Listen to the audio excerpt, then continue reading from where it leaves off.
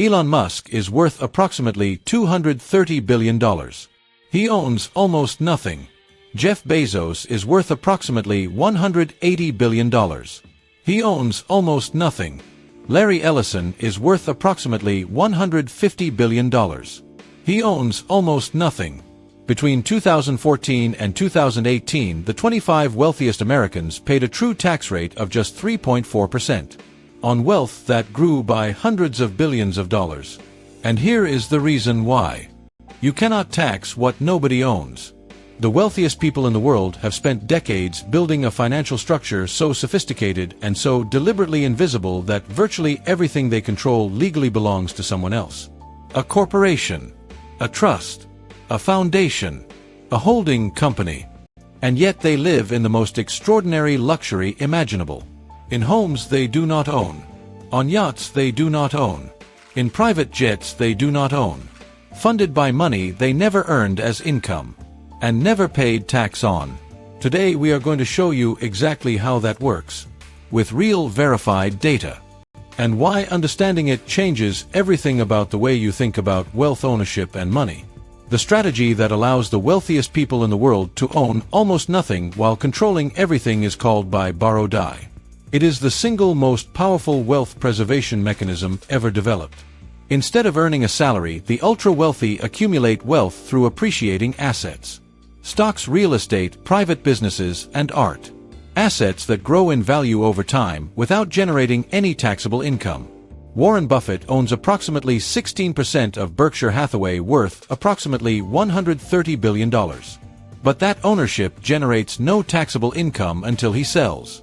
And he almost never sells. Instead of selling assets and paying capital gains tax, the ultra-wealthy borrow money from banks using their assets as collateral. This borrowing is not income.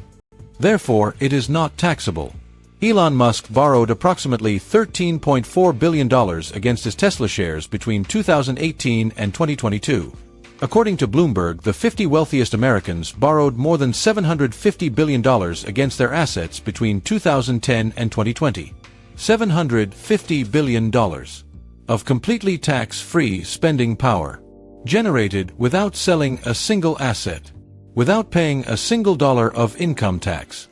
And when the ultra-wealthy die, their assets receive what is called a stepped-up cost basis.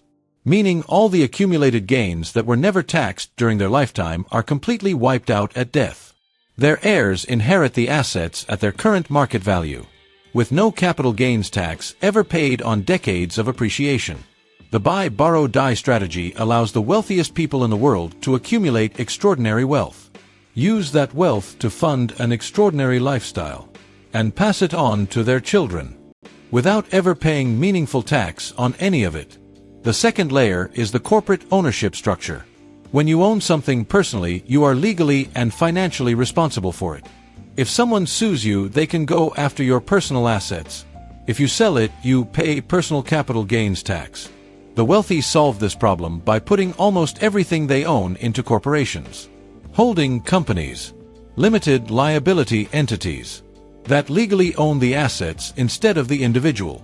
Berkshire Hathaway, which Warren Buffett controls, owns approximately 150 different companies, including Apple with a stake worth approximately $174 billion, Coca-Cola with a stake worth approximately $24 billion, and Bank of America with a stake worth approximately $29 billion. Buffett does not personally own any of these investments.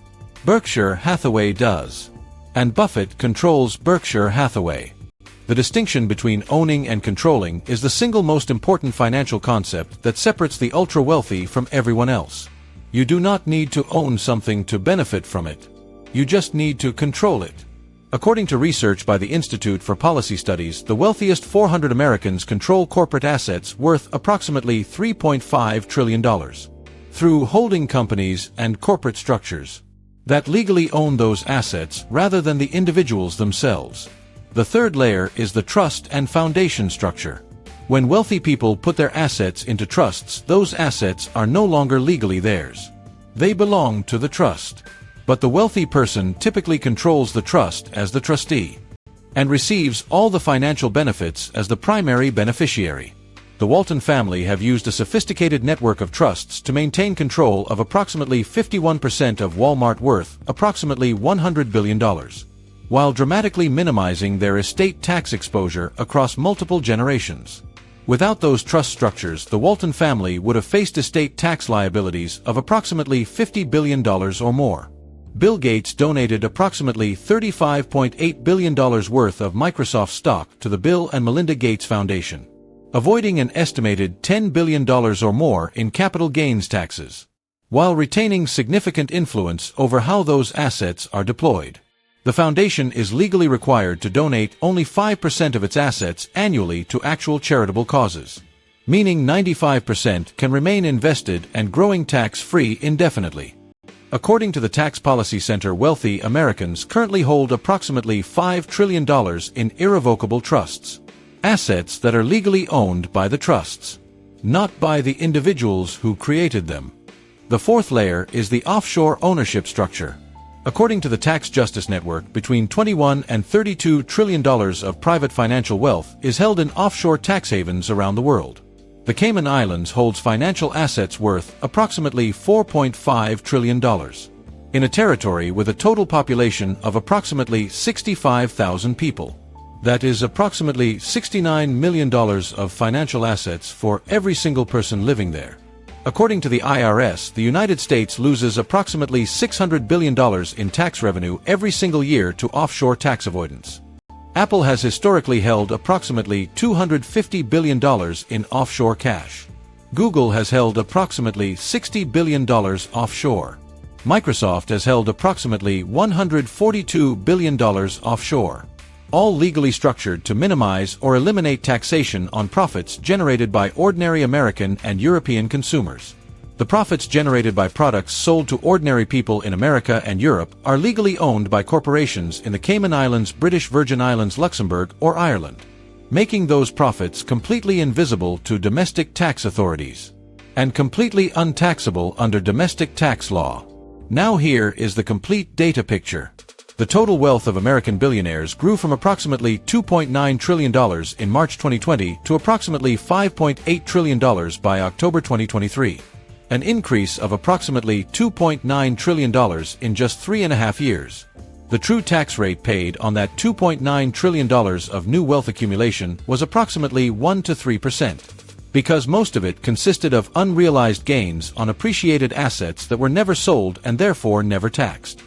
Meanwhile, ordinary American workers paid approximately $1.5 trillion in federal income taxes in 2023 on earned incomes that were a tiny fraction of the wealth accumulated by the billionaire class during the same period.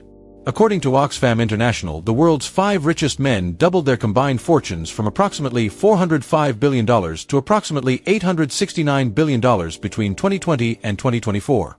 While approximately 5 billion people around the world became poorer during the exact same period.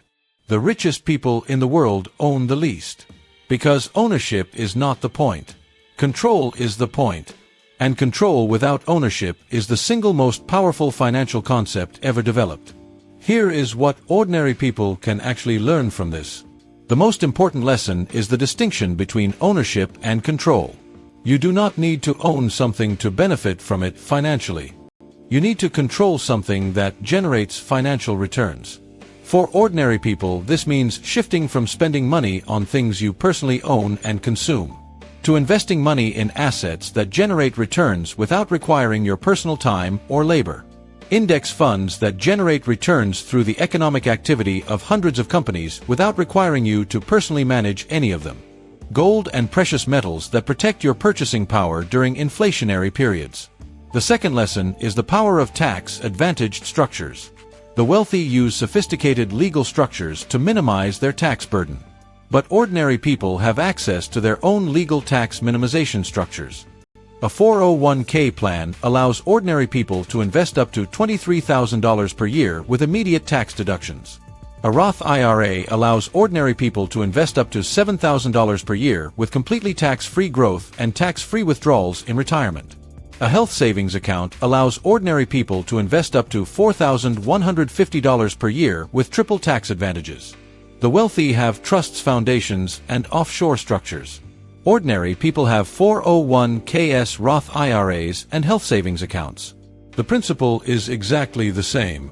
Use every legal structure available to minimize the tax paid on wealth accumulation, and maximize the amount of money that stays invested and compounding over time. Here is the single most important data point in this entire video. $750 billion. That is how much the 50 wealthiest Americans borrowed against their assets between 2010 and 2020, without paying a single dollar of tax on any of it, while the average ordinary American paid approximately 13 to 22% of their income in federal taxes, on money they actually earned through their own labor. The richest people in the world own the least, not because they are poor, but because they understand something that most ordinary people have never been told. Ownership creates tax liability. Control creates wealth. And the entire financial architecture of the ultra-wealthy is built around that single distinction between owning things and controlling things. Now you understand that distinction too. And the only question that remains is what you are going to do with that understanding.